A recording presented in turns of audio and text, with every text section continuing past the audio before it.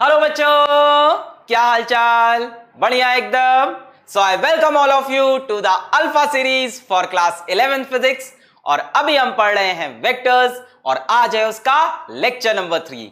तो lecture number 3 में हम पढ़ेंगे analytical method of vector addition. क्या चीज? Analytical method of vector addition. यानी आज हम वेक्टर एडिशन करेंगे यूजिंग फॉर्मूला। पिछले लेक्चर में हमने वेक्टर एडिशन किया था यूजिंग ग्राफिकल मेथड, ड्रॉ करके ज्योमेट्री से हमने वेक्टर एडिशन के क्वेश्चंस को सॉल्व किया था। आज हम वेक्टर एडिशन के क्वेश्चंस को सॉल्व करेंगे यूजिंग द फॉर्मूला। तो पहले हम वेक्टर एडिशन का फॉर्मूला डिराइव करेंगे। कहां से? पैरेललोग्राम लॉ से डिराइव करेंगे। उस डेरिवेशन को बढ़िया से समझेंगे और उसके बाद उस फॉर्मूले के ऊपर 6-7 बढ़िया बढ़िया न्यूमेरिकल धुआं कर देंगे।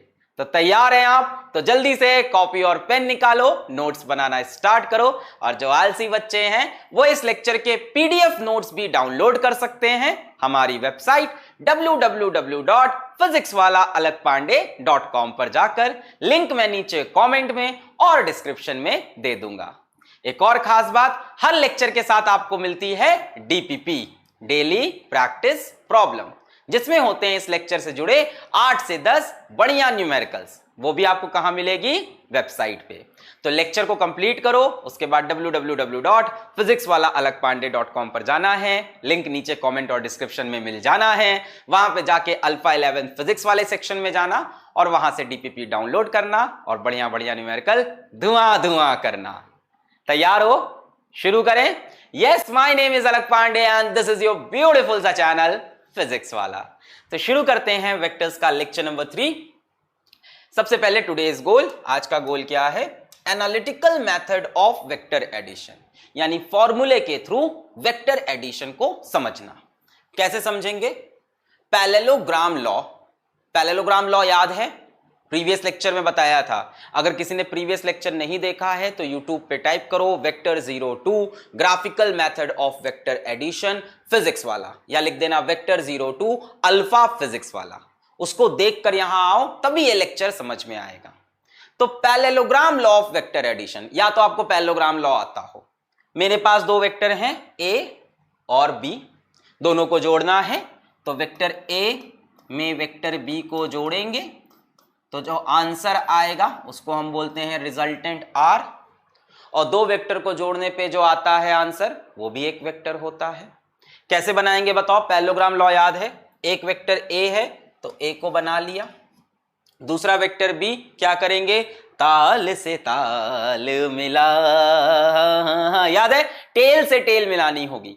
तो बी की टेल को ए की टेल से मिला देंगे। ए ऐसे मिला दिया, ये वेक्टर बी, इसको हम पैरेलल मूव करके यहां लाए, बी की टेल को ए की टेल से मिला दिया। ठीक है, इनके बीच में एंगल कितना दिया हुआ है? थीटा। ठीक है, बी का एंगल हॉरिजॉन्टल से थीटा था, तो टेल से टेल मिलाने के बाद एंगल कितना दिख रहा? थीटा। नेक्स्ट स्टेप क्या होता है? Complete the parallelogram. तो इस पैरेललोग्राम को कंप्लीट करेंगे। देखो कंप्लीट हो गया पैरेललोग्राम।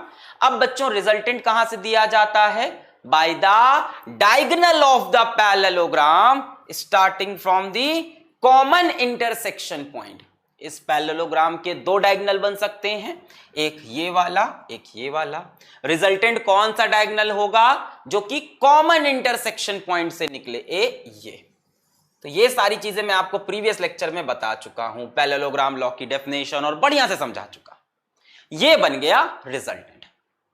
अब बच्चों रिजल्टेंट वेक्टर क्वांटिटी है तो इसके पास दो चीजें होंगी, एक तो इसका मैग्नीट्यूड और एक इसका डायरेक्शन।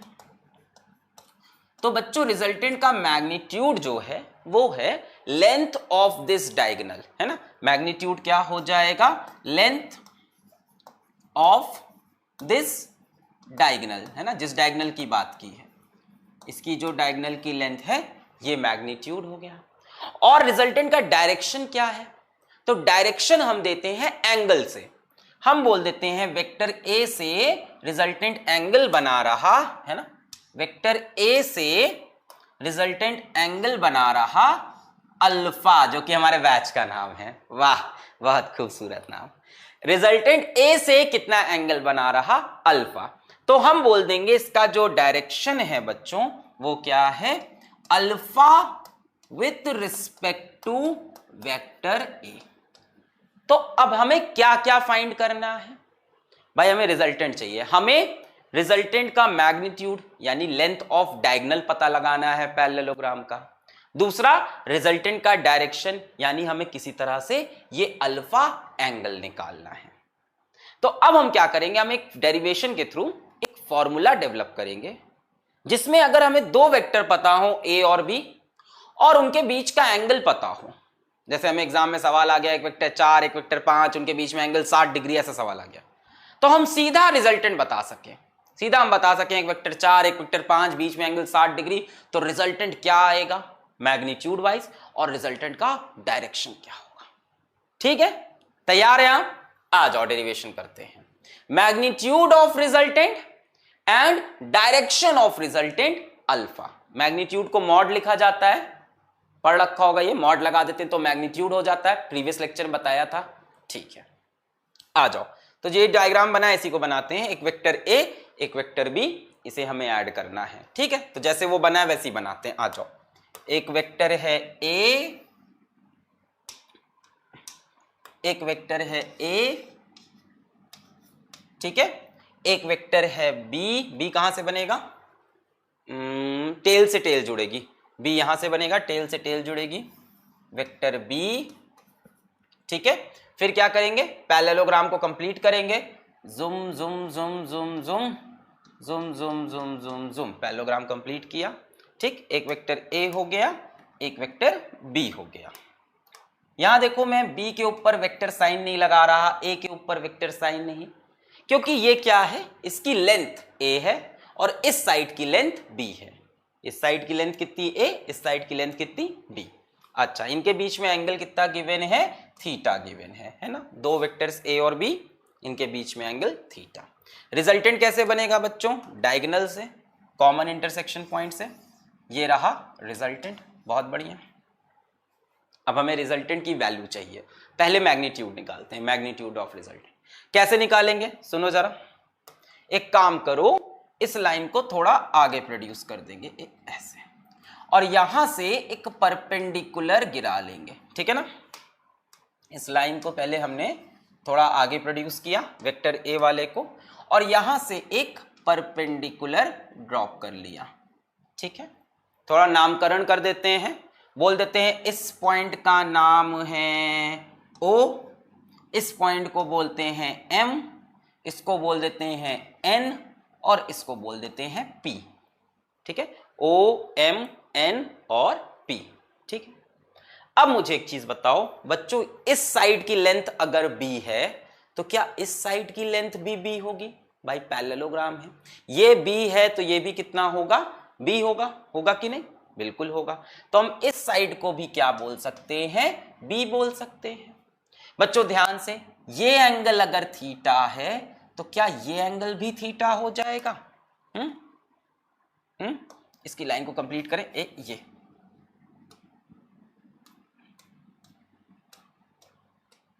ठीक है, मैं क्या कह रहा हूं कि अगर बच्चों ये एंगल थीटा है तो ये एंगल भी थीटा होगा। ठीक है, इसको मैंने थीटा लिख लिया। अब मुझे ये लेंथ MP चाहिए और ये लेंथ NP चाहिए, MP और NP। ठीक है, कैसे निकालेंगे? इस ट्रायंगल को साइड में बना लेते हैं, और यहाँ पे इस ट्रायंगल को साइड में बना लेते हैं। यह ट्रायंगल, ये लेंथ कितनी है? B है, ये M, ये P, ये N, और ये एंगल कितना है? थीटा। MNP, ये एंगल थीटा B। अब मैं यहां से बोलूं cos थीटा की वैल्यू कितनी हो जाएगी बच्चों? cos theta is base upon hypotenuse. तो बेस कितना है? MP, हाइपोटेन्यूज कितना है इसका? B के बराबर। हाइपोटेन्यूज की लेंथ कितनी है? B। हम ये निकालना चाहते हैं MP की वैल्यू, और PN की वैल्यू निकालना चाहते हैं। यहां से MP की वैल्यू कितनी आ गई? B cos theta. MP की वैल्यू हमको मिल गई है, MP की वैल्यू हमको मिल गई है B cos थीटा। इसी तरह से NP आएगा B साइन थीटा, और निकाल लें। इस ट्रायंगल में जरा साइन थीटा का एक्सप्रेशन बताओ।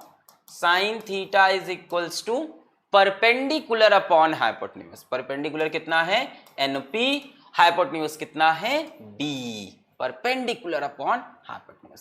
यहां से NP की वैल्यू हो जाएगी B साइन थीटा, तो NP की वैल्यू हो गई, NP की वैल्यू हो गई B साइन थीटा। चलो ये चीज समझ में आई, कुछ नहीं किया, ये पैरेललोग्राम बनाया पहले, ए बी के बीच में एंगल कितना है थीटा, रिजल्टेंट बनेगा डायगोनल से इंटरसेक्शन पॉइंट से। फिर मैंने कहा कि इसको थोड़ा आगे एक्सटेंड कर लो वेक्टर को और यहां से परपेंडिकुलर गिरा दो, ठीक है। फिर मैंने कहा कि अगर ये बी है तो ये भी बी होगा, एकदम सही।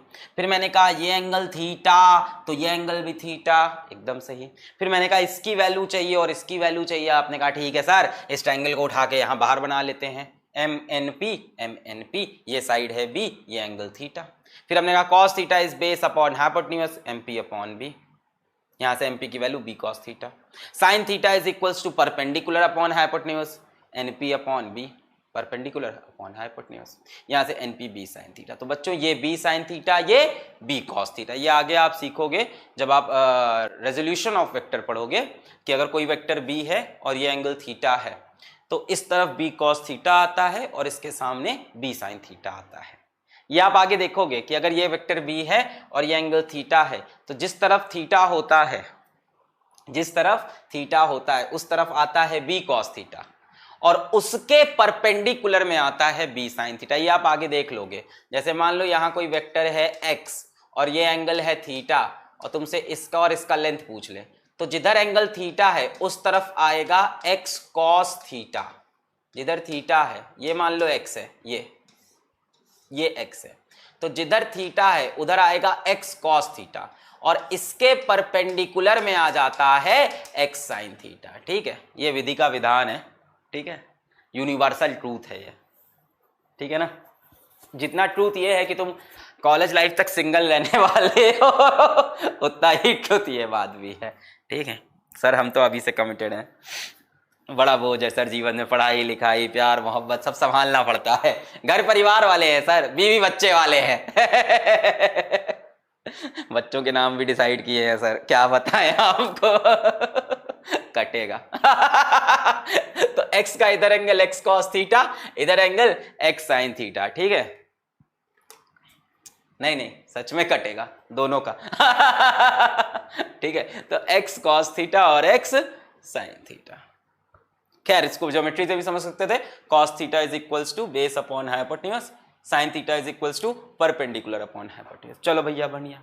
अब एक ट्रायंगल पकड़ता हूं मैं, in triangle ONP, in triangle ONP कैसा ट्रायंगल है ये?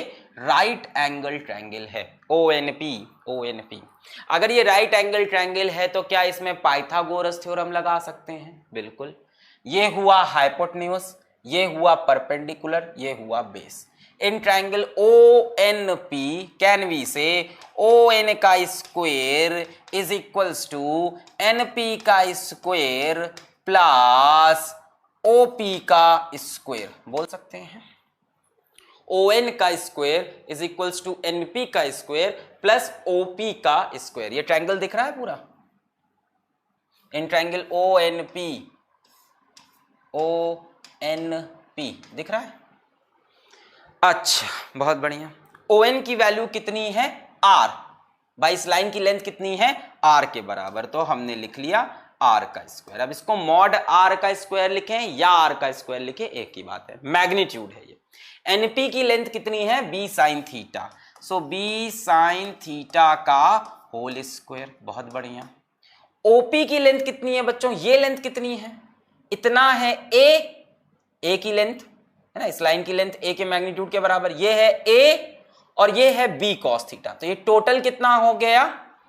A plus B cos theta का whole square, A plus B cos theta का whole square. R square is equals to B square sine square theta plus A plus B का whole square, है ना, A plus B cos theta का whole square. तो पहले हो जाएगा बच्चों ए स्क्वायर, फिर हो जाएगा पूरा इसका स्क्वायर यानी B square cos square theta. पहले इसका स्क्वायर, फिर इस पूरे का square B square cos square theta, फिर 2ab कॉस थीटा। बोलो सही है? अगर यहां पे सिर्फ b होता तो क्या लिखते, A square plus B square plus 2ab। b की जगह क्या है, b कॉस थीटा, तो A square B square cos square theta plus 2ab cos theta. ठीक है, बहुत बढ़िया। R square is equals to, A square को अलग कर लो, कर लिया, प्लस बी स्क्वायर। अब देखो B square sine square theta, B square cos square theta, इन दोनों में से अगर बी स्क्वायर को कॉमन ले लें तो क्या बचेगा, sign square theta plus cos square theta बचेगा। इन दोनों में से अगर बी स्क्वायर को बाहर ले लें तो sign square theta plus cos square theta. मजा आ गया सर, ये तो 1 होता है। वाह वाह वाह वाह, अभी इतनी मैथ्स पढ़ के आए हो, वेलकम टू क्लास 11th। ये कुछ नहीं था, ये तो बस शुरुआत है। आगे बढ़ो, प्लस 2ab कॉस थीटा, ठीक है ना, plus 2ab cos theta. Sine square theta plus cos square theta 1 हो जाएगा। बहुत बढ़िया बच्चों, very good. R square is equals to A square plus B square, ये 1 हो गया, प्लस 2ab कॉस थीटा। याद करने को आप यही फॉर्मूला याद कर लो, बेस्ट रहेगा ये। R square is equals to A square plus B square plus 2ab cos theta. Best है कि आप इसी को याद कर लो। अदरवाइज मॉड आर की वैल्यू भी हम याद कर सकते हैं। क्या आया था, R square is equals to A square plus B square plus 2ab cos theta. यहां से आर इज इक्वल्स टू क्या हो जाएगा, under root A square plus B square plus 2ab cos theta. ये भी सही है, इसको आर बोलूं या मॉड आर बोलूं एक ही बात है, आर लिखा हो या मॉड आर लिखा हो, मतलब मैग्नीट्यूड। ये हो गया रिजल्टेंट का फॉर्मूला। ये आपको क्या मिला है, रिजल्टेंट का मैग्नीट्यूड। फिर भी यार देखने में अच्छा ही लगता तो वही फॉर्मूला याद रखो, आर स्क्वायर का। क्या दिक्कत है, आर का स्क्वायर मिल जाएगा तो आर ना मिल जाएगा, बिल्कुल मिल जाएगा। अच्छा, अब बात आई डायरेक्शन की। तो हमने माना रिजल्टेंट ए से कितने एंगल पे है, हमने माना कि रिजल्टेंट ए से अल्फा एंगल पे है, ए से अल्फा एंगल पे है। तो हम फिर से लेंगे इन ट्रायंगल ONP, हम फिर से वही ट्रायंगल ले रहे,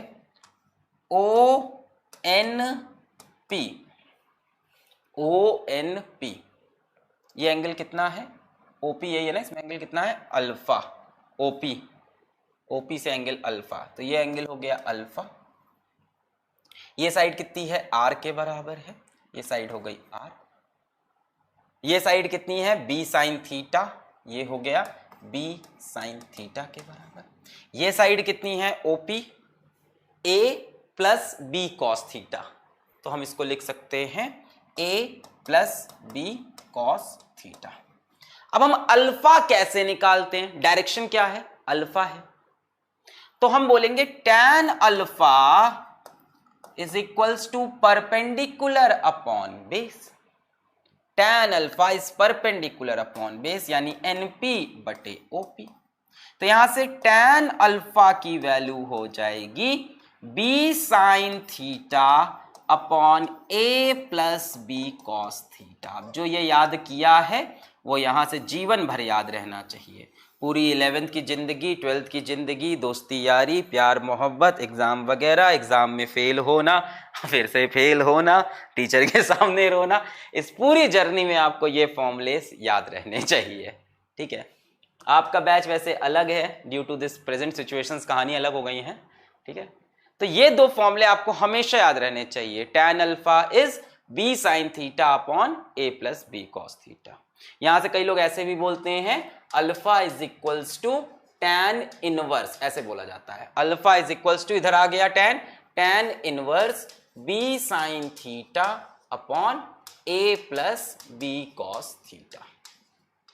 पर अल्फा किससे एंगल है ये भी याद रखो, अल्फा किससे एंगल है, विथ रिस्पेक्ट टू वेक्टर ए।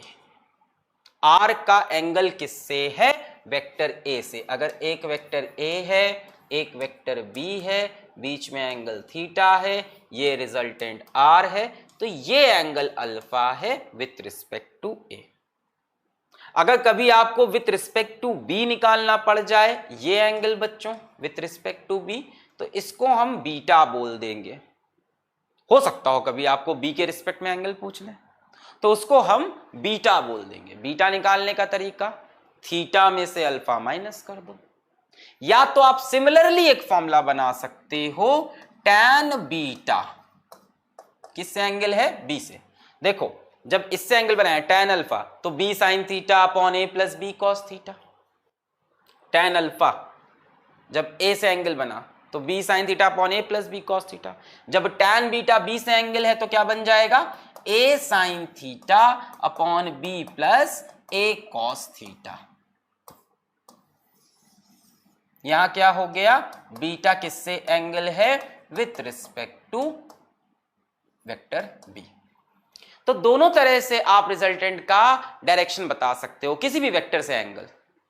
अगर आपको इस वेक्टर से एंगल बताना है a से, तो b sine theta upon a plus b cos, मतलब दूसरे वेक्टर का साइन थीटा और कॉस थीटा लेते हैं, बस ये बता रहे हैं।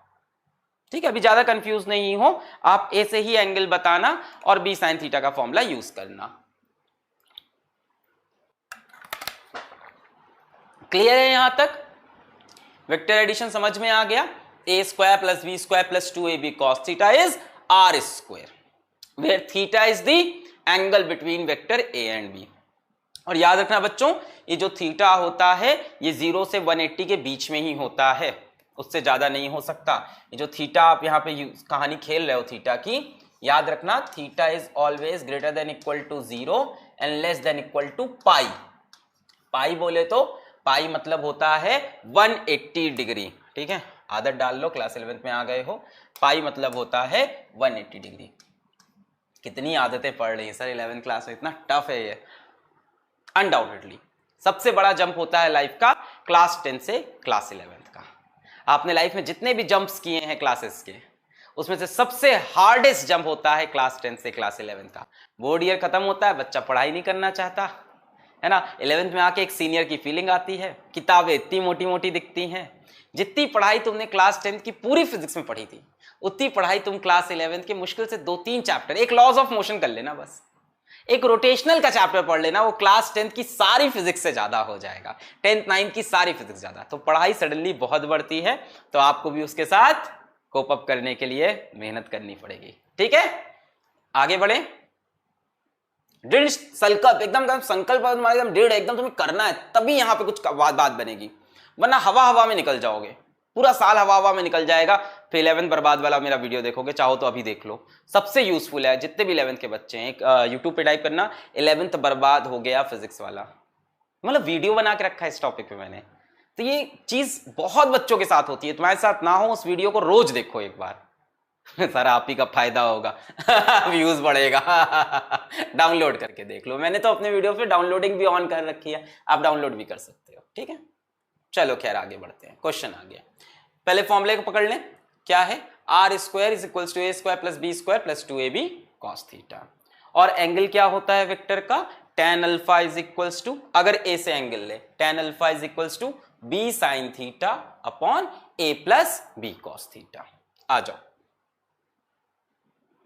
To forces each of magnitude, बहुत बेकार सवाल, 10 newton act at a point as shown, वहां पे फाइंड द रिजल्टेंट। दो फोर्सेस हैं 10-10 न्यूटन की, दो फोर्सेस हैं 10-10 न्यूटन की, एक्ट कर रही हैं at a point as shown, और ये एंगल कितना दे रखा है इन्होंने, 60 डिग्री।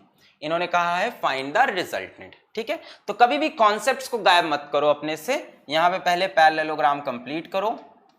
कंप्लीट हो गया, अब बच्चों रिजल्टेंट कैसे बनेगा, कॉमन डायगोनल से बनेगा, ये रहा रिजल्टेंट।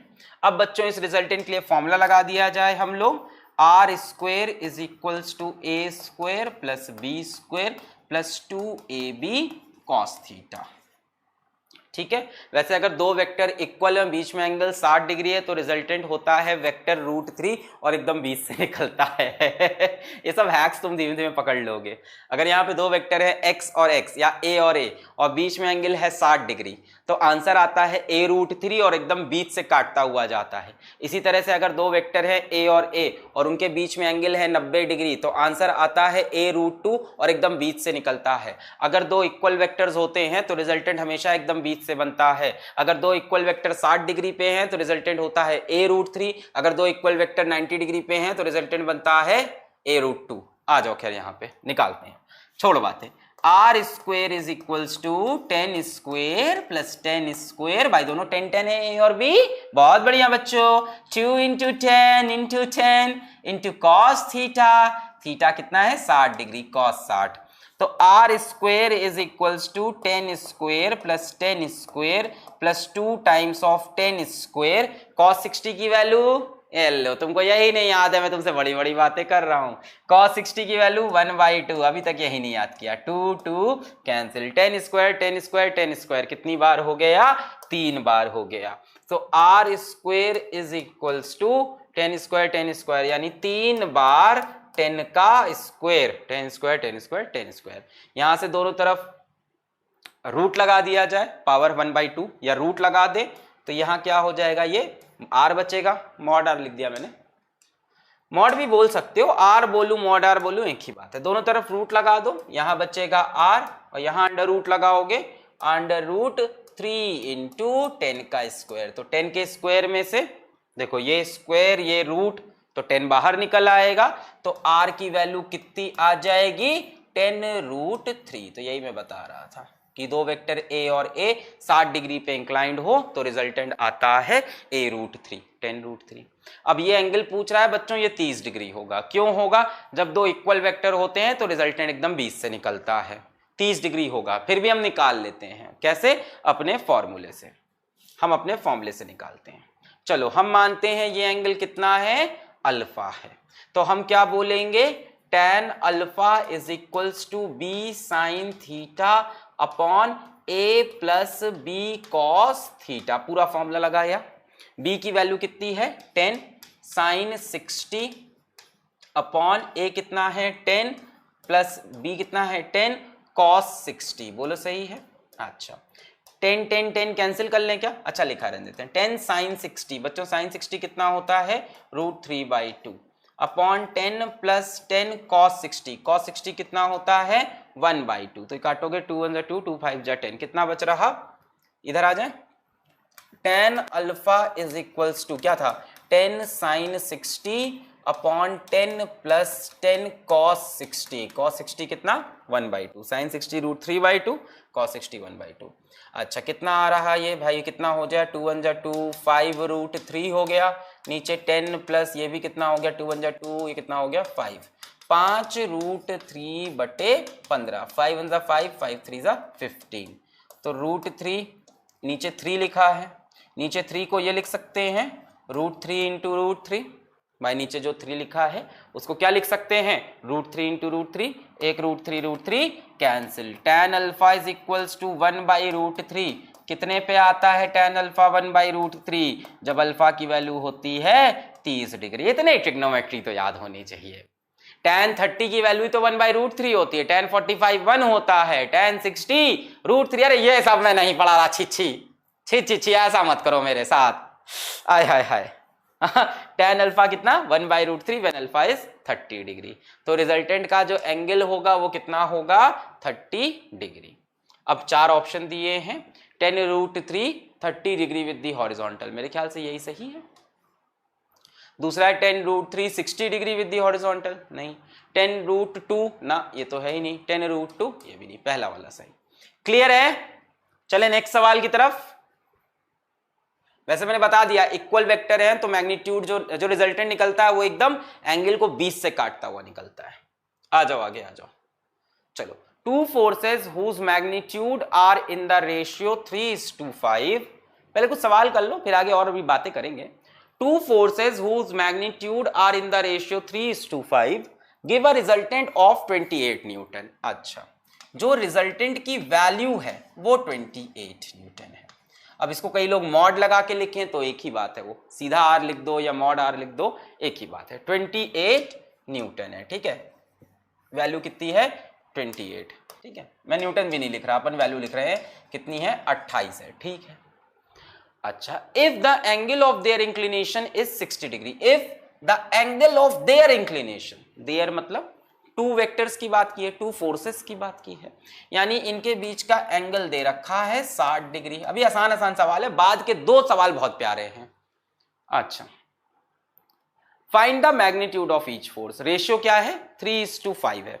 तो एक काम करते हैं बच्चों, एक फोर्स को हम मान लेते हैं 3x, समझ गए, दूसरी फोर्स कितनी हो जाएगी 5x, भाई 3:5 के रेशियो में है।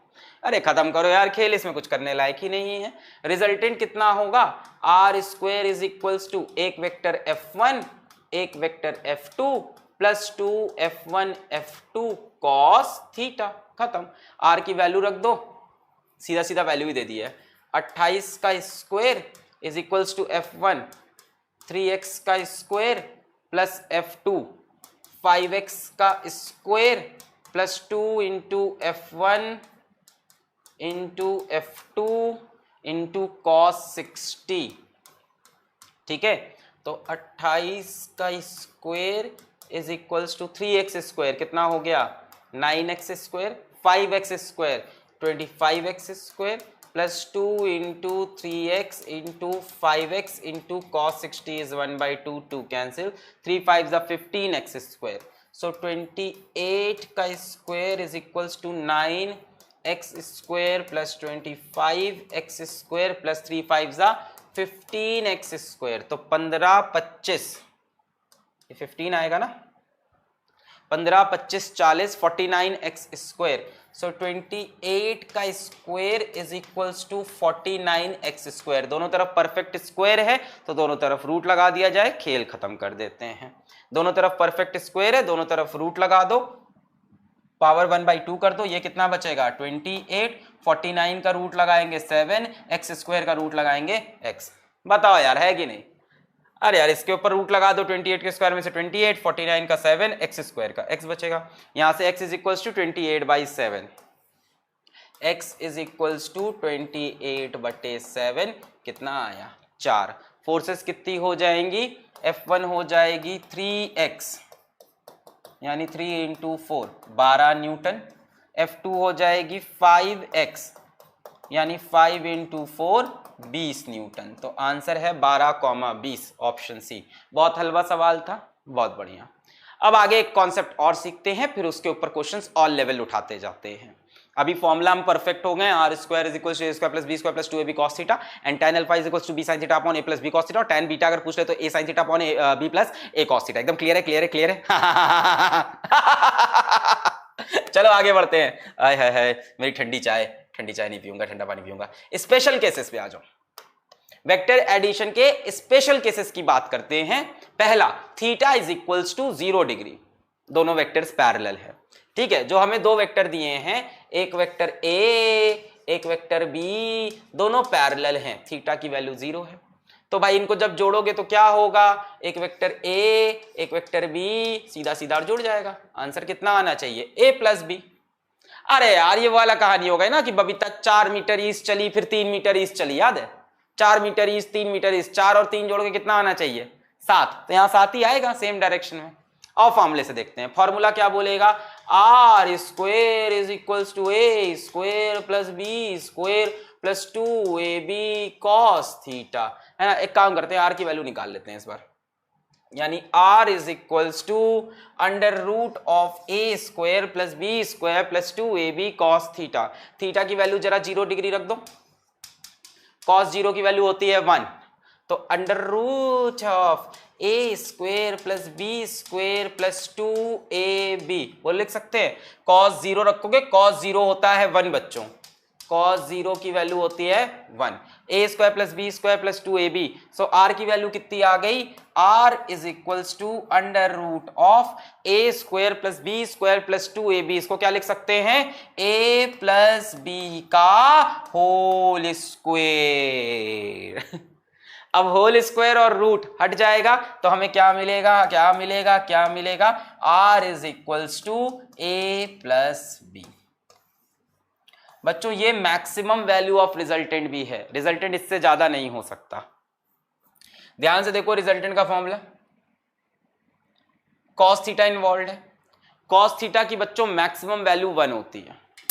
जी हाँ, कॉस थीटा की मैक्सिमम वैल्यू 1 और मिनिमम वैल्यू नहीं, 0 नहीं होती 10th क्लास के बच्चों अभी 11th में आए हो, -1 होती है मिनिमम। कॉस 180 -1 ले जाता है, तो मैक्सिमम वैल्यू कॉस 0 की कितनी है, 1 है। तो जब ये मैक्सिमम हो जाएगा तो ये भी maximum. This is the maximum value of resultant, maximum value of resultant. R is equal, देखो A और B जोड़ दो, यही तो मैं बोल रहा हूं कि बबीता 4 मीटर ईस्ट चली, फिर 3 मीटर ईस्ट चली, टोटल डिस्प्लेसमेंट कितना है 7, 4 और 3। ये मैक्सिमम रिजल्टेंट हो सकता है सीधा A प्लस बी। यानी हम बोल सकते हैं mod of R is equals to mod of A plus mod of B। यही तो कर रहे हो, A और B वेक्टर थोड़ी ना बचे, अब तो वैल्यूज है यार, साइड की लेंथ है। तो mod of R is equals to mod of A plus mod of B। This is maximum value of resultant. अब केस 2 आ गया, जब थीटा 180 डिग्री है। मॉड समझ रहे हो, value of A plus value of B, 3 + 4, 3 + 4। Mod लगाने का मतलब वैल्यू। थीटा इज 180 डिग्री, मतलब A इस तरफ हो और B इस तरफ हो, अपोजिट डायरेक्शन में। याद है बबीता 4 मीटर इधर चली, 3 मीटर वेस्ट में चली, 4 metre east, 3 metre west. Net displacement कितना हुआ, 4 इधर 3 इधर, नेट डिस्प्लेसमेंट 1 का 4 - 3। यहां पे भी यही आना चाहिए A - B। चलो करके देख लेते हैं। हाँ, यहां से cos 180 आना चाहिए इस बार, तो cos 180 की वैल्यू होती है -1। तो लगा देते हैं formula, R is equals to √ऑफ A² + B² + 2AB cos theta. तो हम लोग लिख सकते हैं इज इक्वल्स टू √ऑफ A² + B² + 2AB cos 180। ठीक है, अब cos 180 की वैल्यू कितनी है -1, तो ये बन जाएगा √A² + B² - 2AB बन जाएगा। cos 180 -1 होता है। अब बच्चों A² + B² - 2AB का मतलब क्या हुआ, R is equals to √A - B का whole square. A² + B² - 2AB, A - B का होल स्क्वायर। अब रूट लगा है और स्क्वायर है, बाहर लाओगे तो क्या हो जाएगा, A - B।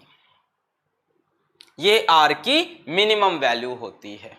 कितनी, R is equals to A difference B लिख रहा हूं मैं। ऐसा क्यों, हो सकता हो A B से छोटा हो, है ना। तब R का तो भाई हम मॉड निकालते हैं ना, आपको पता है R का तो हम मैग्नीट्यूड निकाल रहे होते हैं ना, ये तो पॉजिटिव आना चाहिए।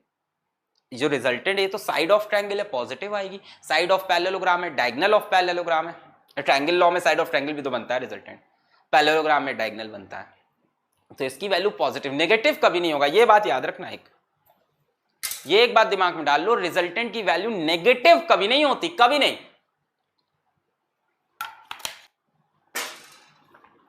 Resultant is always positive.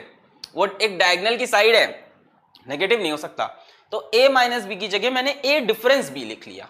इसमें से जो बड़ा है उसमें से छोटे को माइनस कर लो, खेल खत्म। या इसको कई बार, अच्छा ये मिनिमम वैल्यू है R की, दूसरी बात ये भी भाई, ये एक्सप्रेशन है वेक्टर एडिशन का। ये वैल्यू मिनिमम कब होगी, जब cos थीटा मिनिमम हो, जो वेरिएबल है। ये वैल्यू मिनिमम कब होगी, जब cos थीटा मिनिमम कितना होता है -1, यहां आ चुका है मिनिमम। या इसको कई बार किताबों में ऐसे भी लिखते हैं बच्चों, mod R minimum is equals to mod of A - B। और ध्यान देना, A और B के ऊपर वेक्टर साइन मत लगाना, खेल बिगड़ जाएगा, पूरा खेल बिगड़ जाएगा अगर तुमने वेक्टर साइन यही लगा दिया। हम बता रहे हैं बहुत ही बुरा होगा तुम्हारे साथ अगर तुमने ऐसा किया, पाप चढ़ेगा तुमको, पापियों। मॉड ऑफ A - B मतलब A - B करके अगर नेगेटिव आ रहा है तो पॉजिटिव आ जाए, ऐसे लिख सकते हैं। इन शॉर्ट A - B होती है मिनिमम वैल्यू, A + B होती है मैक्सिमम वैल्यू। तो यहां से आप एक चीज समझो कि रिजल्टेंट की भी एक रेंज है। दो वेक्टर का जो रिजल्टेंट है उसकी वैल्यू कम से कम कितनी होगी, ए डिफरेंस बी, और ज्यादा से ज्यादा कितनी होगी, ए प्लस बी। आर इसके बाहर नहीं जा सकता, आर इसके बाहर नहीं जा सकता। जैसे मान लो एक सवाल मैं आपसे यही पूछ लूं, द रिजल्टेंट ऑफ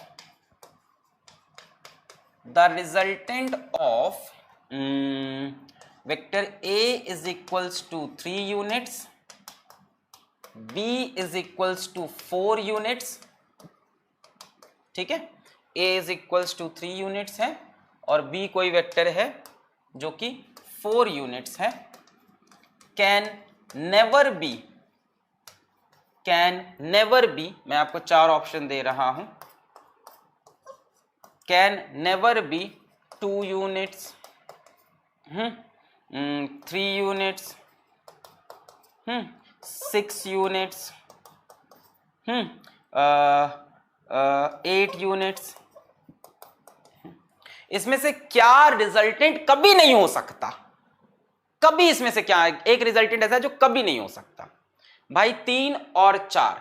तो रिजल्टेंट की जो मिनिमम वैल्यू होगी वो इनका डिफरेंस 4 - 3 1। अब -1 मत बोलना, रिजल्टेंट नेगेटिव नहीं हो सकता। और मैक्सिमम वैल्यू इससे कम से कम बड़ा होगा और इससे छोटा, मैक्सिमम 4 और 3 का सम 7, यानी r की वैल्यू क्या होगी, 1 से 7 के बीच में, 2 हो सकती है, 3 हो सकती है, 6 हो सकती है, 8 नहीं हो सकती। तो ये एक तरीका है पता लगाने का कि रिजल्टेंट क्या नहीं हो सकता। मैक्सिमम वैल्यू होगी रिजल्टेंट की a प्लस बी, सिंपल उनकी वैल्यू उसको जोड़ दो, मिनिमम होगी a माइनस बी। आगे बढ़ते हैं, case 3, theta is equals to 90 degree, जब दो वेक्टर परपेंडिकुलर हों, एक वेक्टर a एक वेक्टर b। इसमें तो कोई खास चीज बनेगी नहीं, एक वेक्टर a एक वेक्टर b, बस परपेंडिकुलर है, एक वेक्टर a एक वेक्टर b। बच्चों पहले पैरेललोग्राम कंप्लीट करना पड़ेगा, कंप्लीट हो गया। रिजल्टेंट कैसे बनेगा, ऐसे बनेगा डायगोनल से। अब यहां रिजल्टेंट की वैल्यू कितनी होगी, थोड़ा सा शायद ये खास है, या तो फॉर्मूले से निकाल लो या सिंपल देखो बच्चों, ये r और ये b इधर कॉपी हो जाएगा और a और b के बीच में एंगल कितना है, 90। ये b है तो बच्चों मेरे ख्याल से ये भी b हो जाएगा। a और b के बीच में एंगल कितना है, 90 डिग्री। अब देखो ये राइट एंगल ट्रायंगल बन जाएगा कि नहीं, ये भी 90 डिग्री होगा कि नहीं, ये राइट एंगल ट्रायंगल बन गया। r square is equals to a square plus b square. Pythagoras theorem लगा सकते हैं इसमें, है ना। a और b परपेंडिकुलर, तो मैंने कहा b यहां कॉपी हो गया, Pythagoras theorem r square is equals to a square plus b square. तो ये चीज यहां से भी एविडेंट हो जाएगी। आ जाओ, r is equals to under root a square plus b square plus 2ab cos 90। और बच्चों cos 90 की वैल्यू होती है 0 डिग्री, सॉरी 0 डिग्री कह रहा, cos 90 होता है 0। तो बच्चों ये 0 रख दोगे तो r is equals to under root a square plus b square, ये 0 हो गया। ये चीज आप पाइथागोरस थ्योरम से भी देख सकते हो। r इज इक्वल्स टू क्या आएगा भाई, r square is equals to a square plus b square नहीं आएगा, r square plus b square, r is equals to under root a square b square. यहां से अल्फा का वैल्यू भी बड़ा प्यारा आएगा, ध्यान से देखो अल्फा क्या होगा, simple tan alpha is equals to b by a, खत्म। tan alpha is equals to perpendicular upon base. चाहो तो फॉर्मूले से देख लो, tan alpha is equals to b sine theta upon a plus b cos theta, यही बोलोगे, ठीक है। b थीटा कितना है बच्चों, 90 डिग्री, b sine 90 upon a plus b cos 90। Sine 90 की वैल्यू होती है 1, कॉस 90 की वैल्यू 0, तो b upon a, cos 90 0, sine 90 1, b by a। यहां से भी आ सकता था सीधा ज्योमेट्री से, tan alpha is equals to b बटे a, और यहां से r is equals to under root a square plus b square. ठीक, तो ये थोड़ा सा एक स्पेशल केस है जिसमें एंगल की जरूरत ही नहीं पड़ती थीटा की, ना ही रिजल्टेंट में थीटा दिख रहा है ना ही tan अल्फा में दिख रहा है। √a² + b² tan alpha = b/a, खत्म। खैर आओ सवाल करते हैं। क्या सवाल है? The mod of a vector plus b vector is equals to mod a plus mod b, then angle between a and b will be. ध्यान से देखो, ये दोनों सेम चीजें नहीं हैं। अगर सोच रहे हो दोनों सेम चीजें हैं तो भैया वेक्टर बड़ा गलत पढ़ा है तुमने। अगर तुम्हें ऐसा लग रहा है कि these both are same thing, then you are very wrong. ये क्या लिखा है? Vector a plus vector b का मॉड। समझो ध्यान से, vector a plus vector b, ये क्या है? ये रिजल्टेंट है। Vector a plus vector b क्या होता था? रिजल्टेंट होता था। यानी ये जो ऊपर लिखा है vector a plus vector b का मॉड, मतलब एक्चुअल में क्या है? ये r का मॉड। ये सिंपल a और b नहीं है, vector a plus vector b जुड़ गए हैं दोनों, उसके बाद मॉड लगाया है। पहले दोनों जुड़ गए हैं, वेक्टर एडिशन हो चुका है। वेक्टर एडिशन अंदर हो चुका है तो बच्चों ये रिजल्टेंट बन चुका है। और इस तरफ इंडिविजुअली ए वेक्टर पे मॉड लगाया है। ए वेक्टर पे मॉड का मतलब ए का मैग्नीट्यूड, बी वेक्टर पे मॉड का मतलब बी का मैग्नीट्यूड। ये ए का मैग्नीट्यूड है, ये बी का मैग्नीट्यूड, और ये रिजल्टेंट का भाई मुझे पता है बच्चों कंफ्यूजन होता है, बच्चों को लगता है सर एक ही बात तो है, ए प्लस बी पे मॉड लगाओ, ये तो सेम चीज है। ना ना ना ना, vector A plus vector B ये नया वेक्टर बन चुका है बच्चों, ये अलग दुनिया में जा चुका है। ये वेक्टर आर है, vector A plus vector B. अब इस पे मॉड लगाने का मतलब आर पे मॉड लगाया। तो एक्चुअल में लिखा क्या है समझो, vector A plus vector B का whole mod is equals to vector A का मॉड प्लस वेक्टर बी का mod. Vector A plus vector B यानी रिजल्टेंट का mod is equals to vector A का मॉड प्लस वेक्टर बी का mod. यानी resultant की जो वैल्यू है, मॉड मतलब वैल्यू है, वेक्टर ए की जो वैल्यू है प्लस वेक्टर बी की जो वैल्यू है। R is equals to A plus B कब आता है? मेरे ख्याल से तो ये मैक्सिमम रिजल्टेंट का केस है। मेरे ख्याल से ये थीटा इज इक्वल्स टू 0 का केस है। मेरे ख्याल से जब ए ऐसे हो बी ऐसे हो तब ये ऐसे जुड़ेंगे ए और बी, यानी थीटा कितना है? 0 डिग्री। फील आया इस बात का? तुम जो सोच रहे थे ये ए और बी जुड़ा है, ना ना ना, ये vector A plus vector B, पहले वेक्टर्स जुड़ गए, एक नया वेक्टर बन गया vector R. Vector A plus vector B का होल मॉड, वेक्टर ए, मैं पानी पी लूं को समझाता हूं।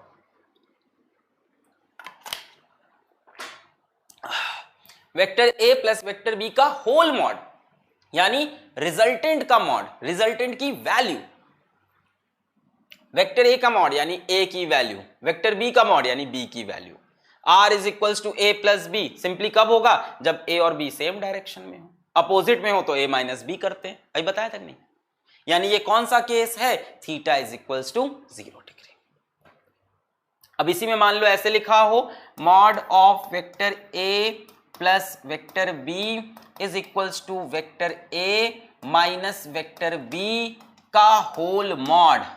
अब बताओ थीटा कितना है? खड़े खड़े सवाल बना दिया, खड़े खड़े सवाल आप भी बना लोगे भाई। फिजिक्स जब फील होने लगेगी, फिजिक्स जब दिल में जाने लगेगी तो आपसे भी ये होने लगेगा। हमने कहा मॉड ऑफ वेक्टर, अब दोनों एक चीजें नहीं है बच्चों, दोनों अलग अलग चीजें हैं। These are not the same thing. Vector A plus vector B यानी वेक्टर आर का mod is equals to A vector की वैल्यू माइनस बी वेक्टर की वैल्यू का मॉड। मॉड क्यों लगाया होगा? कि हो सकता हो बी ए से बड़ा हो।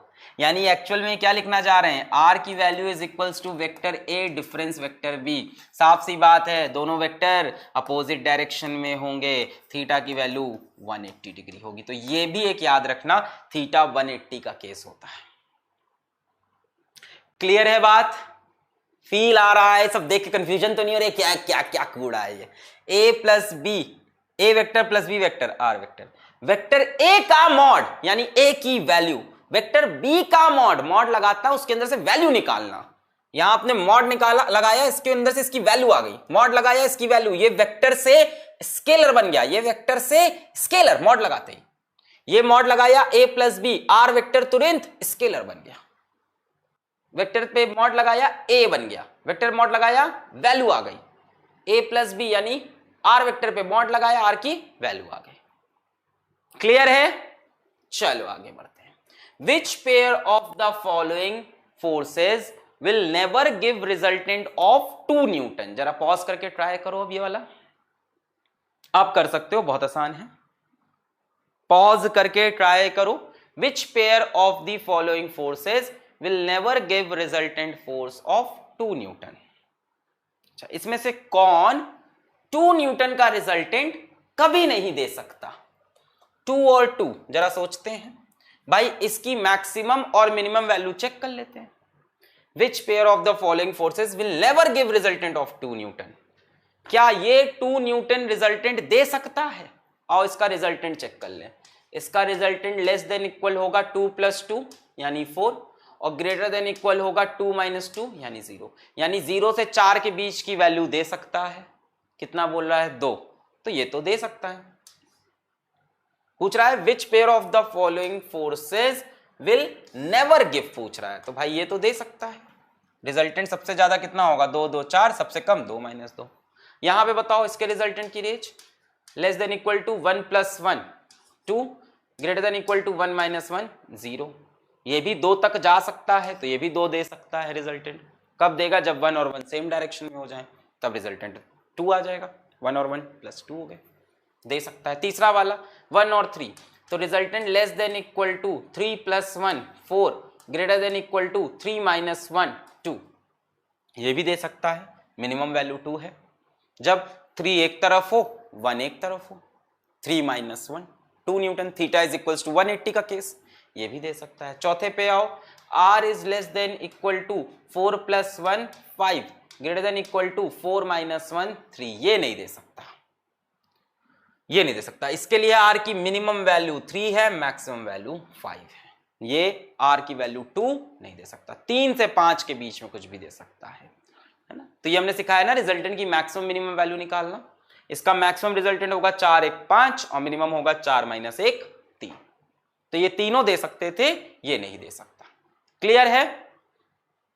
चलो आते हैं, अब मेरा एक फेवरेट क्वेश्चन है, अभी नहीं आया, अभी एक हलवा सवाल और आ गया, ये भी कर डालो, जरा पॉज करके उड़ा डालो।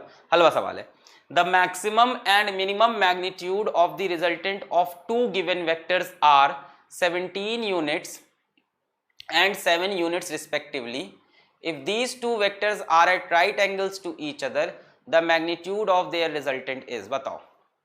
The maximum and, कर डालो पॉज करके, एक बार पॉज करो, ट्राई करो। The maximum and minimum magnitude of the resultant of 2 given vectors are 17 unit and 7 units. If these two vectors are at right angles to each other, the magnitude of their resultant is। अच्छा, हमारे पास 2 vector हैं, मैं कर रहा हूं, ठीक है। एक वेक्टर ए मान लें, एक वेक्टर बी मान लें।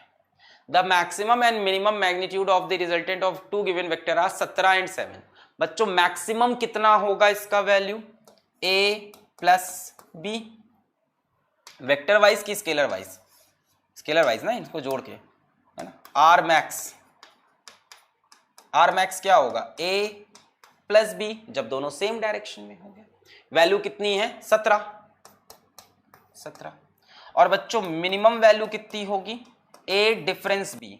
थोड़ी देर के लिए हम लोग मान लेते हैं कि वेक्टर ए का जो मैग्नीट्यूड है वो बी से बड़ा है, क्या दिक्कत है? थोड़ी देर के लिए मान लेते हैं ए बड़ा वेक्टर है, बताया भी नहीं था कौन बड़ा कौन छोटा, मान लेते हैं ए बड़ा है बी छोटा है, यहां फर्क भी नहीं पड़ रहा इस बात से, यहां तो रिजल्टेंट निकालना है और बी का। भाई लास्ट में क्या पूछा है? If the two vectors are at right angle to each other the magnitude of their resultant is, मान लेते हैं ए बी से बड़ा है, तो मैक्सिमम क्या हो गया? a प्लस बी, और मिनिमम क्या हो जाएगा? a की वैल्यू माइनस b की वैल्यू, कितनी हो गई वो? 7 हो गई।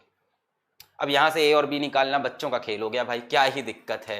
a प्लस बी की वैल्यू 17, a माइनस बी की वैल्यू 7, और हमने अजम्पशन लिया है a is greater than b।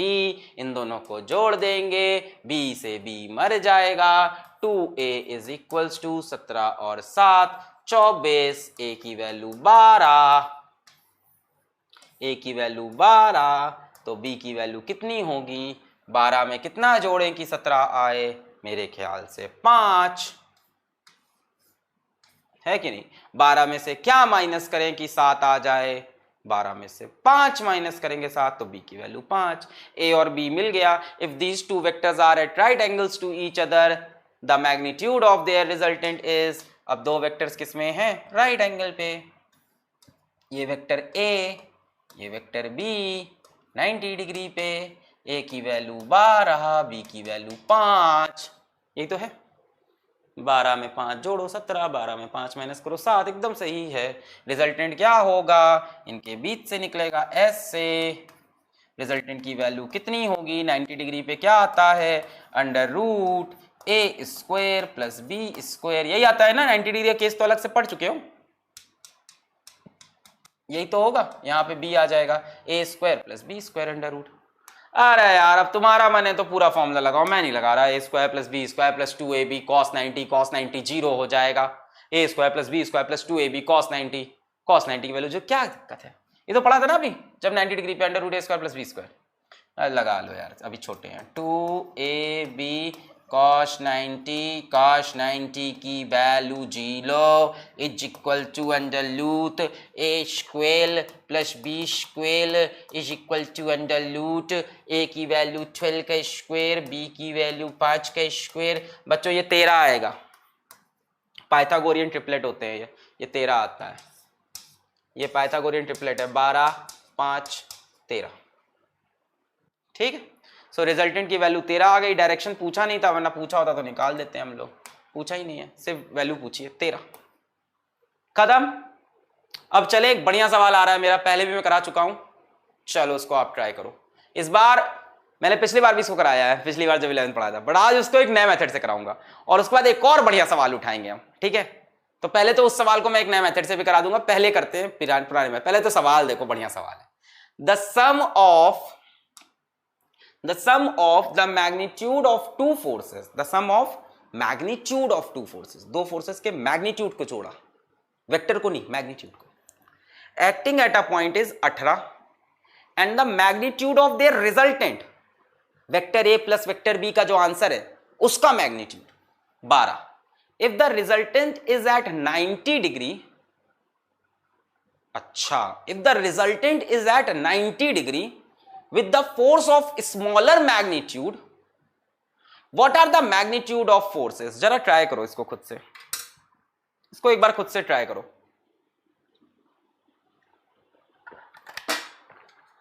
Pause करके ट्राई करो।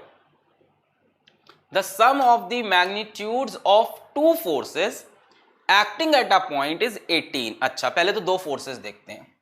किसी जगह पे दो फोर्सेस लग रही हैं, F1 F2 मैं नहीं लेता यार, मैं A और B लेता हूं। A और B अच्छा लगता है, F1 F2 एक जैसा वेरिएबल है।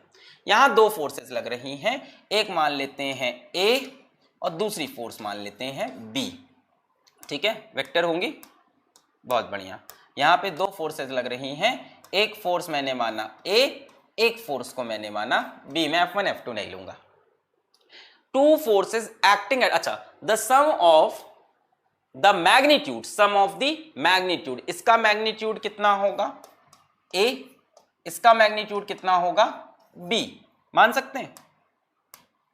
मॉड नहीं लगा रहा है, अच्छा नहीं लग रहा, सुंदर नहीं लगता। इसका मैग्नीट्यूड मैंने कितना मान लिया, A हो जाता है। इसका मैग्नीट्यूड क्या होता है बच्चों, B। अगर ऊपर वेक्टर साइन ना लगाऊं तो मैग्नीट्यूड ही तो होता है, ठीक है। क्या बोल रहा है, the sum of the magnitude of two forces acting at a point is 18, यानी A प्लस B की वैल्यू है 18।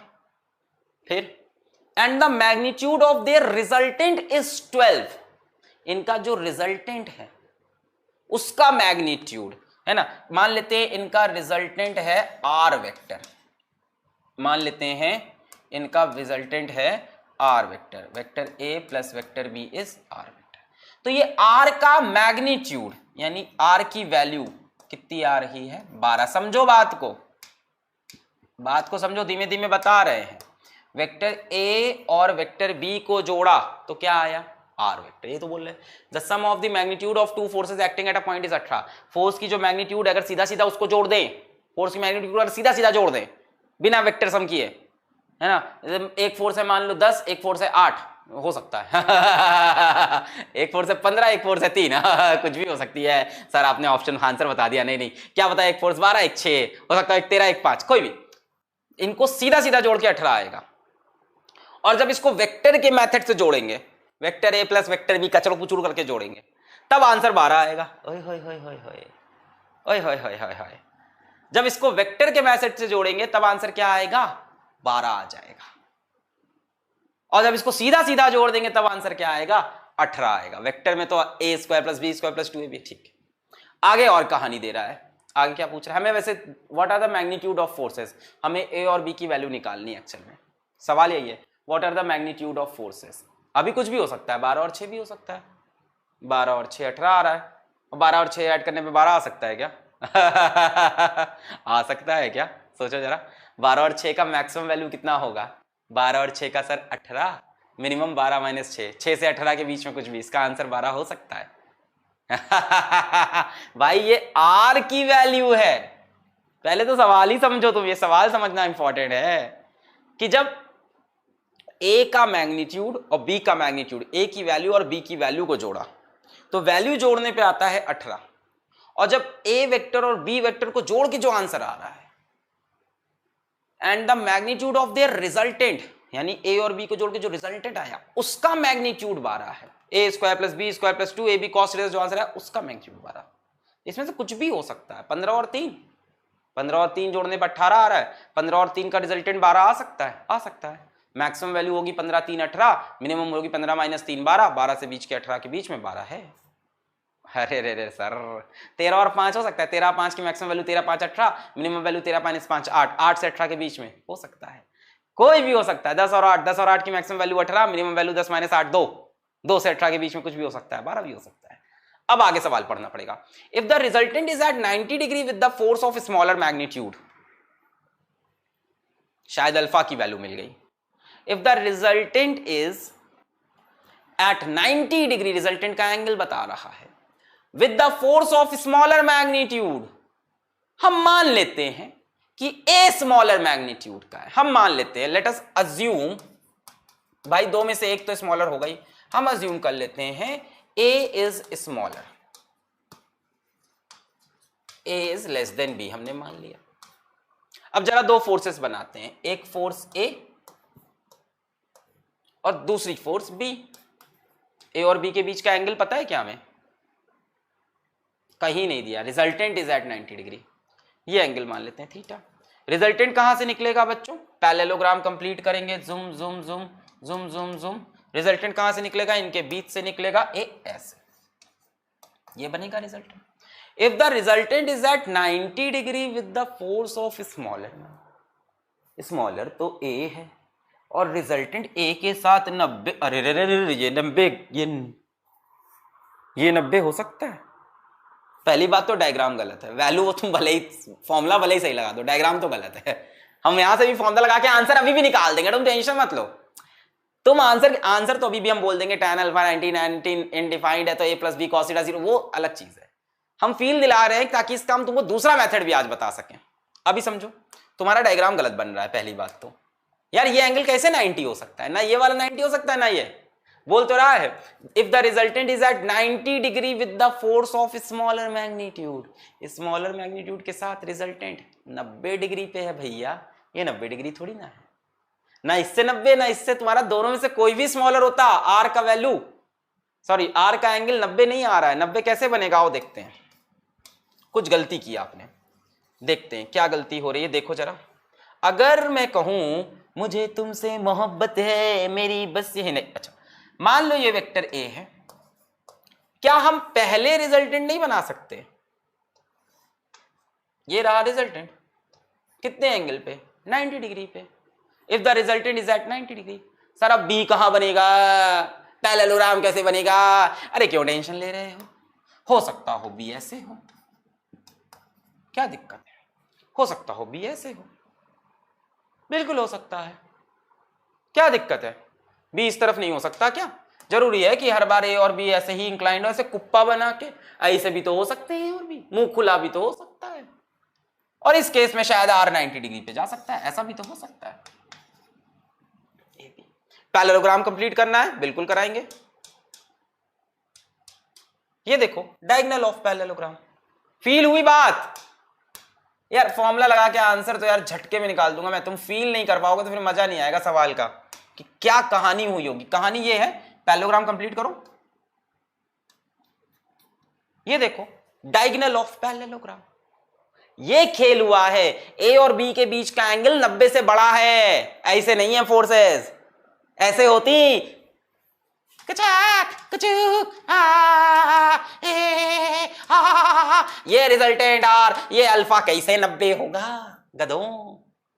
डेफिनेटली बी का मुंह ऐसे खुलेगा, ये तब आर 90 डिग्री पे हो सकता है। चलो ठीक है सर, समझ लिया, मान लिया आपकी बात सारी, सब सही है सर। अब बताओ आंसर कैसे आएगा? है? इससे हमारी प्रॉब्लम नहीं सॉल्व हुई सर, दर्द अभी भी है। डॉक्टर साहब फीवर उतारो, बातें बहुत बताई आपने, आ जाओ। देखो दो तरह इसको सॉल्व करने के, there are two methods to proceed from here, ठीक है? दो तरह इस बात को बताने के। एक तो पहली चीज सुनो भैया, क्या निकालना है आपको? ए और बी। पहली चीज सुनो, पहला तरीका क्या है? ये एंगल कितना है? 90। अच्छा, हम tan अल्फा का फॉर्मूला लगाते हैं। tan alpha is equals to B sine theta upon A plus, पहले और रिजल्टेंट का फॉर्मूला लगा दें। दोनों मेथड से बताऊंगा, दूसरा मेथड बहुत आसान लगेगा। अच्छा, पहले resultant R square is equals to A square plus B square plus 2ab cos theta बोल सकते हैं। R square is equals to A square plus B square plus 2ab cos theta. R की value कितनी दे रखी है? 12, 12 का square यानी 144, 12 का स्क्वायर है कि नहीं? आर की वैल्यू दे रखी है 12, is equals to A square plus B square plus 2ab cos theta बोल सकते हैं।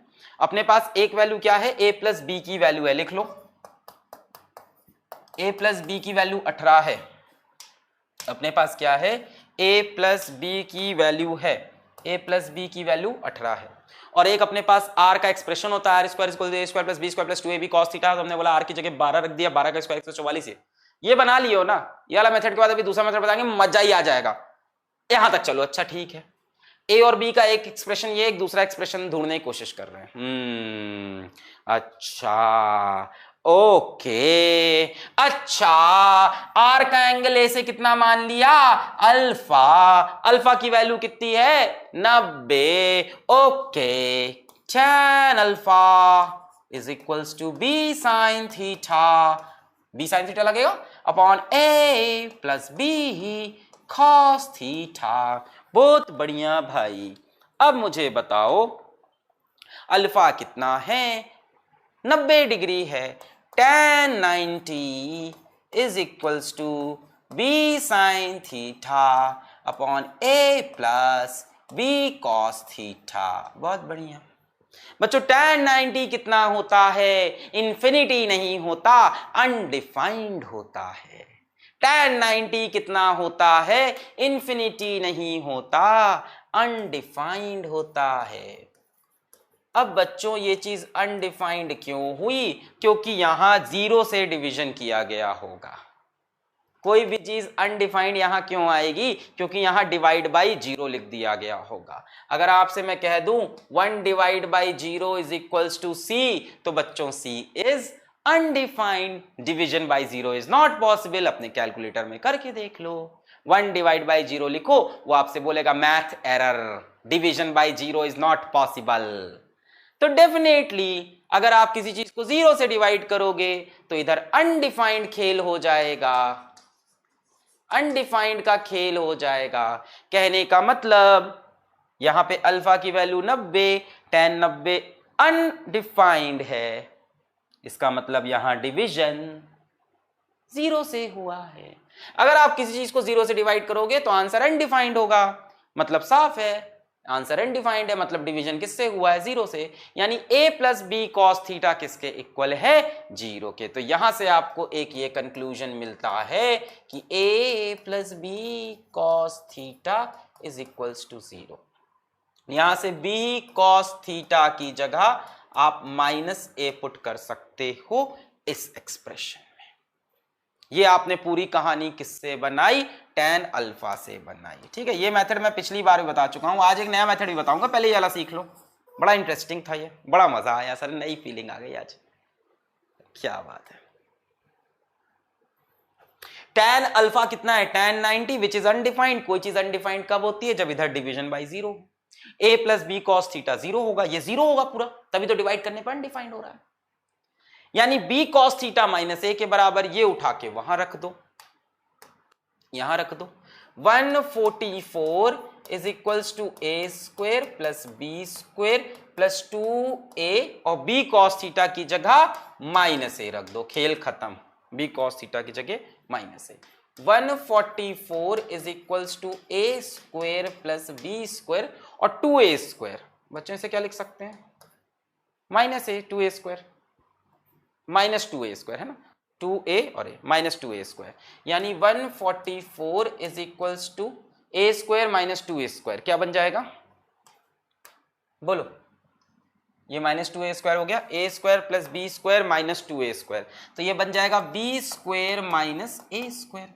b स्क्वायर माइनस स्क्वायर को क्या लिख सकते हैं हम लोग? 144 is equals to b plus a and b minus a, लिख सकते हैं कि नहीं?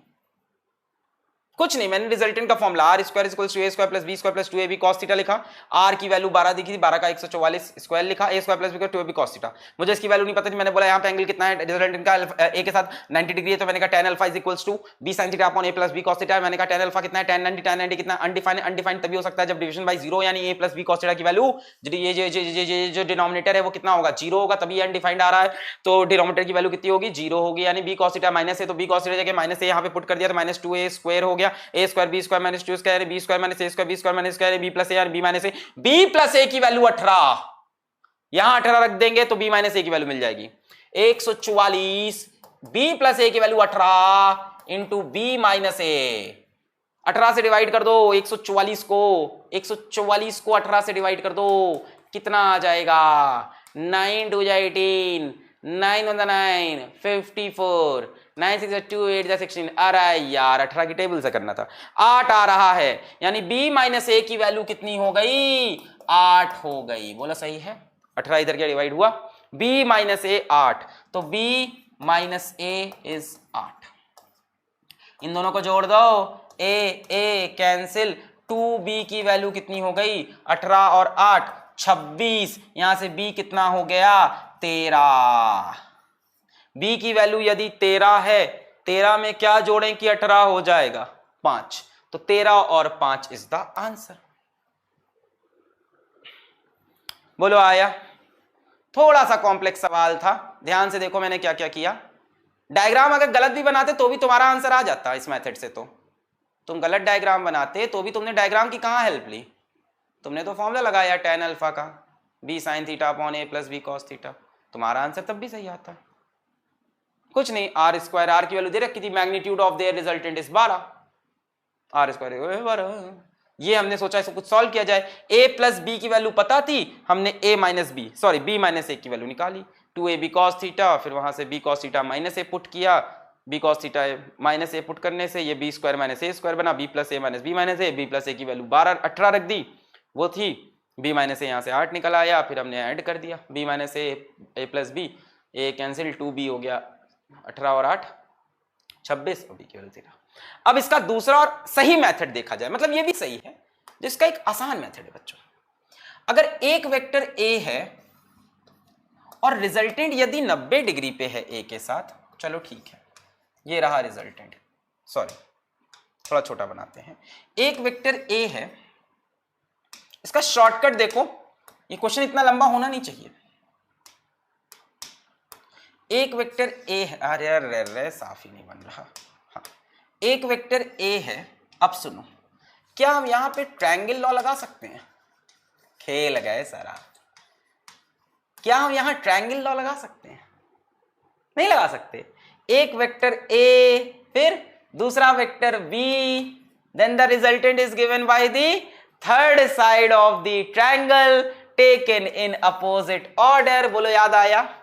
If two vectors are represented by two sides of a triangle taken in the same order, resultant is given by third side of the triangle taken in opposite order। बोलो याद है ये बातें कि अगर दो वेक्टर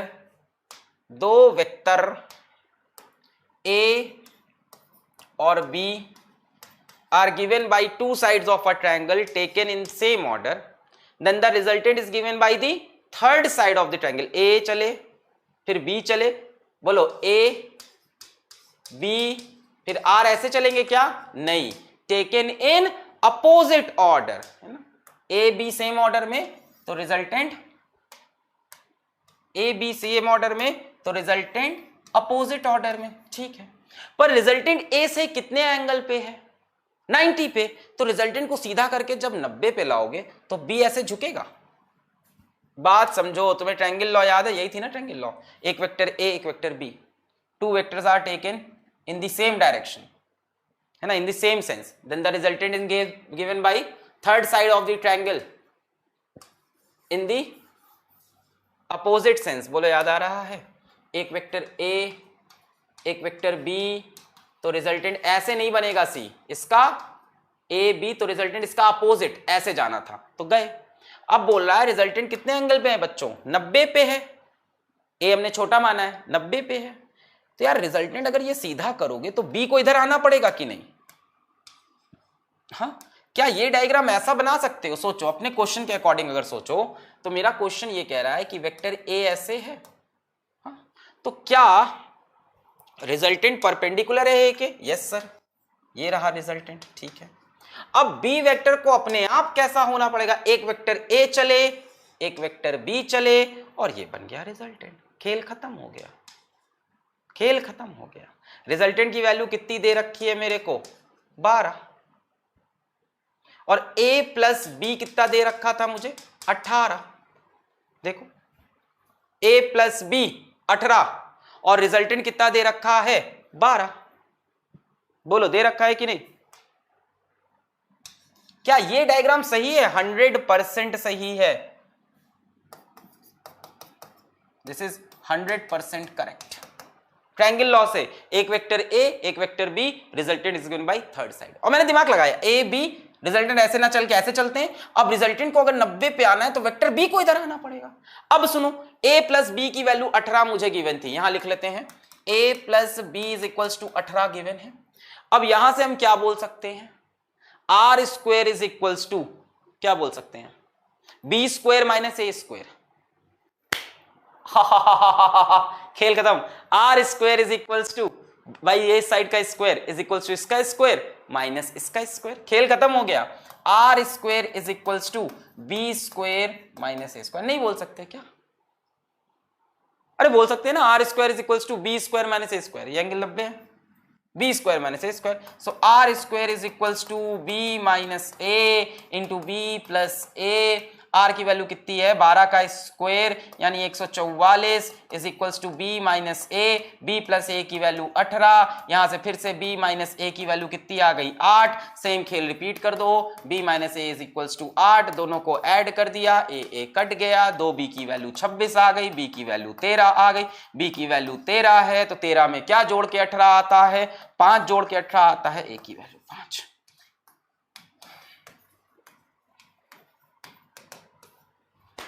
बोलो क्लियर हुआ? अभी कोई वेक्टर एडिशन का फॉर्मूला नहीं लगा, यहां सिंपल ज्योमेट्री लगी। इसीलिए मैंने बोला था कि डायग्राम आपको सही बनाना होगा।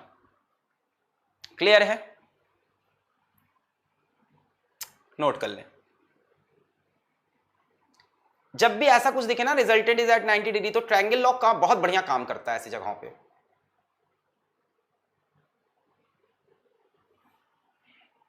यहां से भी आप ये चीज सोच सकते थे, ऐसा नहीं सोच सकते थे। ध्यान से देखो, पैरेललोग्राम लॉ में भी दिखता है। ये जो वेक्टर ए है, ये वेक्टर ए यहां नहीं कॉपी हो जाएगा। ये एक साइड ए, एक साइड बी, एक साइड आर, ये भी वही सेम कहानी है। ये एंगल कितना है 90 डिग्री। यहां से भी आप सेम खेल खेल सकते थे, R square is equals to B square minus A square. Parallelogram law में भी ये चीज दिखाई पड़ रही है, एविडेंट है। ए को उठा के यहां रख दो, फिर ये देखो ट्रायंगल बन गया, अगर डायग्राम सही बनाए तो, अदरवाइज नहीं। ए से 90 डिग्री पे है तो बी को इधर जाना पड़ेगा, तभी तो रिजल्टेंट बीच से आता है ना, डायगोनल से आता है। बी को इधर ले गए, फिर पैरेललोग्राम कंप्लीट किया। भाई ये साइड ए है तो ये भी ए होगी। अब ये ट्रायंगल देख लो, पैरेललोग्राम लॉ से भी हो सकता है और बिना फॉर्मूले के हो सकता है। ये ट्रायंगल देख लो, R square is equals to B square minus A square, खेल खत्म हो जाएगा। R square is equals to B square minus, ये सारा खेल करने की कोई जरूरत नहीं, इसकी कोई जरूरत नहीं पड़ेगी, इस पूरे की कोई जरूरत नहीं पड़ेगी। यहां से कहानी स्टार्ट हो जाएगी। R square is equals to B square minus A square, ये देखो आर का स्क्वायर बी स्क्वायर। क्लियर है? अभी बढ़िया समझ में आ गया। चाहे ट्रायंगल लॉ से कर लो, चाहे ट्रायंगल लॉ क्यों समझाया सुन लो। सर आपने यही बता देते कि ए को यहां चिपका दो, ये ए और ये साइड सेम होगी, ये ट्रायंगल बन गया, यहां से R square is equals to B square minus A square. Triangle law इसलिए बताया क्योंकि जब भी ऐसा कोई सवाल मिले जहां पे रिजल्टेंट बोले किसी वेक्टर से 90 डिग्री पे, मैं रिपीट करता हूं, जब भी ऐसा कोई सवाल मिले जहां पे ये बोले कि रिजल्टेंट किसी वेक्टर से 90 डिग्री पे है, वहां पे ट्रायंगल लॉ कमाल का काम करता है, बिना वेक्टर एडिशन फॉर्मूले के। आते हैं इसी बात से अपने अगली आखिरी सवाल पे, जो कि बहुत बढ़िया सवाल है। The resultant of two vectors A and B is perpendicular to the vector A. देखो वैसा ही सवाल, the resultant of two vectors A and B is perpendicular to vector A and is magnitude is equal to half of the magnitude of vector B. हाय Ram, find the angle between A and B. बिना vector addition के फॉर्मूले के इस question को करके दिखा दो, हो जाएगा।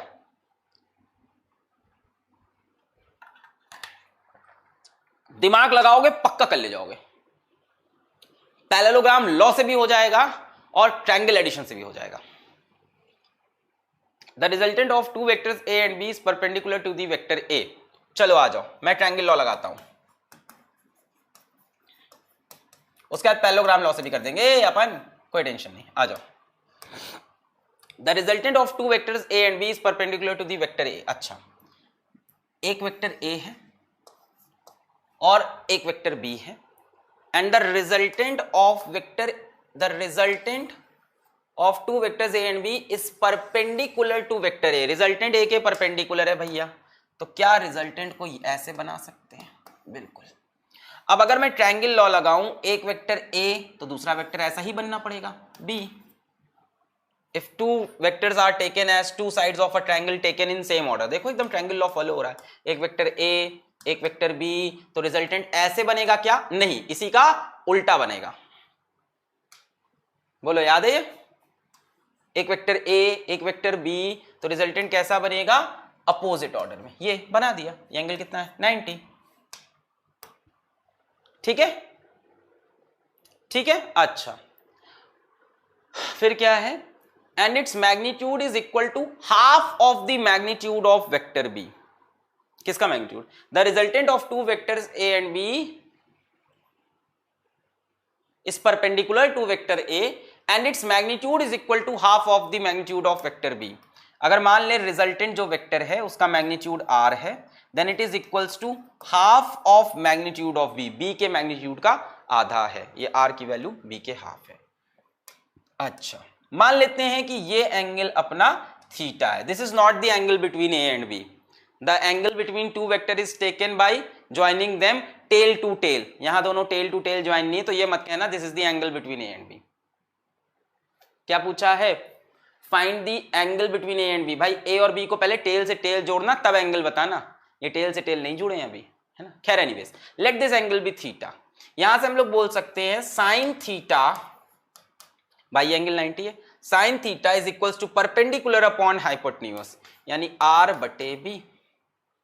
आर की वैल्यू कितनी दे रखी है? b/2, नीचे b कैंसिल, कितना आया? 1/2 आया कि नहीं? r बटे b, r कितना है? b/2, नीचे कितना है? b cancel, 1/2। बच्चों साइन थीटा 1/2 कब आता है? जब थीटा की वैल्यू 30 डिग्री होती है, साइन 30 हाफ होता है। तो ये एंगल हो गया 30 degree, but this is not the angle between vector A and B. Angle between two vectors क्या होता है? एंगल बिटवीन टू वेक्टर्स क्या होता है? When they are joined, when vector A and vector B are joined, कैसे? ताल से ताल मिला, हो, टेल से टेल ज्वाइन करना पड़ेगा। तो ये वेक्टर ए वेक्टर बी, अच्छा एंगल थीटा। अगर वेक्टर ए को मैं थोड़ा आगे बढ़ा दूं, यहां से पैरेलल शिफ्ट कर दूं, तो क्या टेल से टेल जुड़ जाएगा? वेक्टर ए को मैं अगर थोड़ा आगे बढ़ा दूं ऐसे, कुछ पैरेलल शिफ्टिंग अलाउड होती कि नहीं? और वेक्टर बी है, तो ये एंगल मेरे ख्याल से एंगल बिटवीन टू वेक्टर्स होगा। बच्चों थीटा की वैल्यू कितनी आ गई है? 30 डिग्री। ये पूरा कितना होगा? 180 डिग्री। भाई ये क्यों किया सर आपने, क्यों आगे बढ़ाया? क्योंकि एंगल निकालते हैं कब? जब टू वेक्टर्स ज्वाइन हो टेल टू टेल। ये फर्स्ट लेक्चर में बताया था हमने, angle between two vectors is when they are join tail to tail. तो मैंने ए को थोड़ा सा पैरेलल शिफ्ट करके आगे किया। अच्छा ठीक है, अब ये क्या हो गया? ए को आगे शिफ्ट करने से टेल जुड़ गया। ये एंगल 30 है, तो ये एंगल कितना होगा? पूरा 180 कितना है? 150 degree. The angle between two vectors is 150 degree. अब मैं इसको करूंगा पैरेललोग्राम लॉ से। 150 degree is the answer. Theta is not the angle between A and B. भाई यहां हेड से टेल जुड़ा, ये तो ट्रायंगल लॉ से किया। अब इसको मैं कर देता हूं पैरेललोग्राम लॉ से। तो दो वेक्टर ए और बी हैं, ए और बी हैं। अच्छा, resultant is perpendicular to vector A. अच्छा कोई दिक्कत नहीं, ये रहा resultant, perpendicular to vector A. अब बच्चों मुझे बताओ कि अगर ये पैरेललोग्राम लॉ से हो रहा है तो क्या ये डायगोनल होगा? बिल्कुल। तो क्या वेक्टर बी को कुछ इधर भागना पड़ेगा? बिल्कुल भागना पड़ेगा। अब अगर मैं पैरेललोग्राम कंप्लीट करूं, अब यदि मैं पैरेललोग्राम, पहले वेक्टर बी को इधर भागना पड़ेगा, बिल्कुल भागा भी, तभी तो डायगोनल बनेगा भाई। हाँ बी। अब अगर मैं पैरेललोग्राम को कंप्लीट करूं, बी ए रिजल्टेंट। अब मैं अगर पैरेललोग्राम को कंप्लीट करूं तो ये ऐसे और ये ऐसे कंप्लीट होगा, होगा कि नहीं होगा? बिल्कुल होगा। अब मुझे एक बात बताओ, ये एंगल कितना है? 90 डिग्री है। ये ए है, तो क्या ये साइड भी ए के बराबर हो जाएगी? बिल्कुल हो जाएगी। इस ट्रायंगल को ध्यान से देखो, अगर मैं बोल दूं ये एंगल हमारा थीटा है, ये एंगल थीटा है,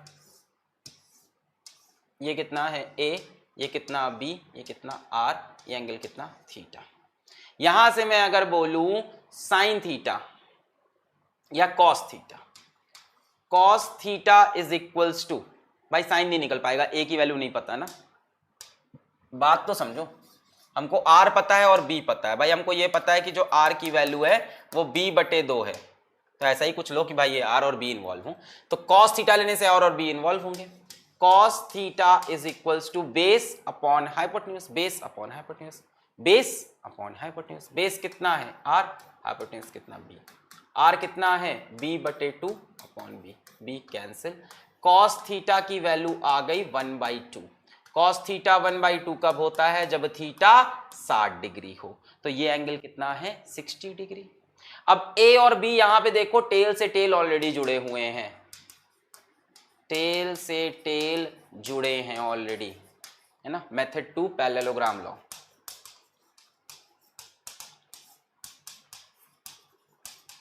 टेल से टेल ऑलरेडी जुड़े हैं, टेल से टेल ऑलरेडी जुड़े हैं, तो बच्चों टोटल एंगल ये हो गया ए और बी के बीच का, ये पूरा, ये 90 और ये थीटा, यानी टोटल एंगल हो गया 90 प्लस थीटा। थीटा कितना है? 60 डिग्री। 90 प्लस 60, कैसे भी कर लो। तो इसके बाद डीपीपी को डाउनलोड करो और लगाओ। मजा आया कि नहीं? तो अल्फा के लेक्चर्स ऐसे ही रहेंगे, जब भी टाइम मिलेगा मैं जरूर शूट करूंगा। अगर तुम्हारा सिलेबस लैग कर रहा है तो तुम डेफिनेटली प्रीवियस लेक्चर देखो। मैं लक्ष्य की वजह से काफ़ी बिजी हो गया हूँ, ये बात सच है, पर मैं पूरी कोशिश कर रहा हूँ अल्फा को भी बनाए रखने की। पढ़ाई करते रहें। All the very best.